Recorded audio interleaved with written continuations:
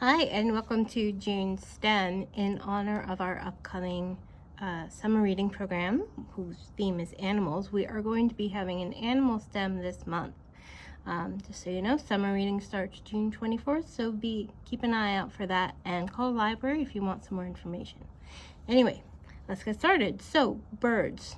As you can see, they come in all shapes, colors, and sizes, but what they all have in common is they have a beak or a bill. So, when we talk about the beak, it's a bird's mouth. Instead of having lips like we do, they have something called a beak, and it is hard. So it's made of keratin, which is the same thing that your fingernails are made of, and also the horn on a rhinoceros. The beak of a bird, horn of a rhinoceros, and the human's fingernails are all made of keratin. But as you can see from this picture, all of them are different shapes. We have the big bill of a toucan, the long bill of a kingfisher, the tiny bill of a duckling, and they're all different shapes. So, why are they like that? Why don't birds all have the same shaped beak? That's what we're going to go into today. So, one of the reasons that birds have different shaped beaks is that they're not like us. They don't have hands, and they don't use tools to eat. So their beak is what they eat with.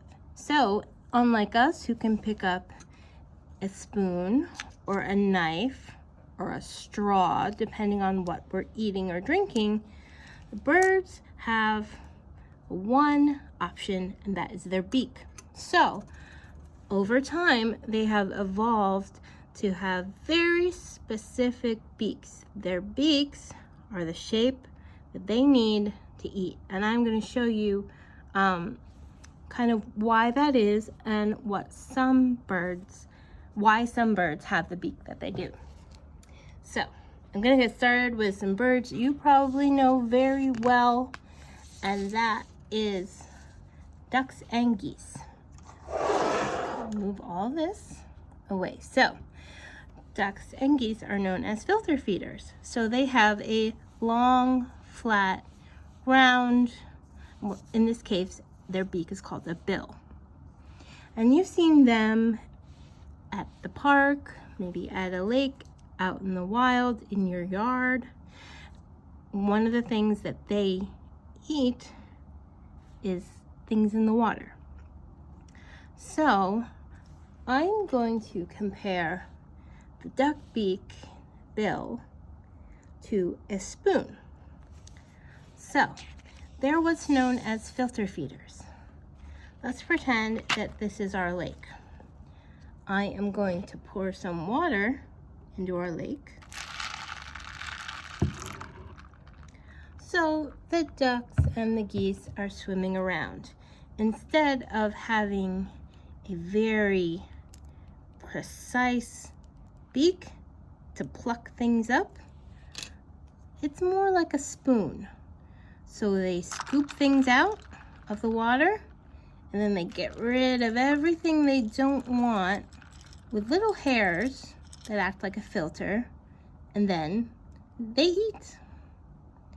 So ducks and geese have a bill that is more like a spoon because they need to scoop up a bunch of stuff and filter out everything they don't want to eat.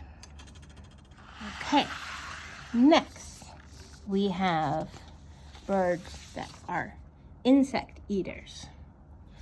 So the bird in this picture is called a bee eater, and you can see right there, there's one eating a bee.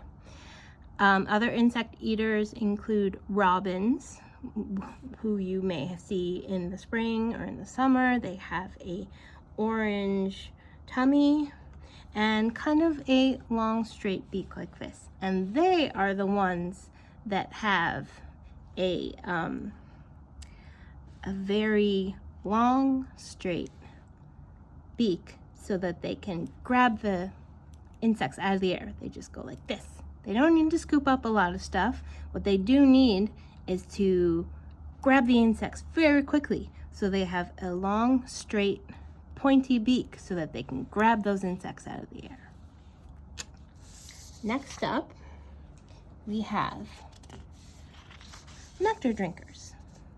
So, I don't know if you know what this bird is just by looking at it, but it is a very, very small bird called a hummingbird. You may have seen them. They fly very fast, and instead of eating insects or scooping up things underwater, they drink the nectar from flowers. So their beak is more like a straw. So say this is your flower. They stick their beak in like a straw and slurp up the nectar. If they had a spoon, a bill like a duck, they wouldn't be able to do that. They'd be far too big to get in the flower. So, in each case, the beak has evolved to be a perfect tool to eat what the bird eats. Okay. Next, we have nut and fruit eaters. So this is a parrot or a macaw. You may have seen these, some people have them as pets, you may have seen them in a zoo, but they have very big beaks. And you can see this one is kind of pointy at the end, but it's also big, right? So what this does is allows them to crack open nuts and fruit and eat the inside. So this pointy bit is kind of again like the tweezers where they can grab things, but this big portion I feel is more like a nutcracker or two rocks. So they put what they have like a nut or something hard in between their beak and they crush it. They crush it and so that they can eat it. And last but not least, we have our meat eaters. You might recognize this. This is an eagle, a bald eagle to be precise.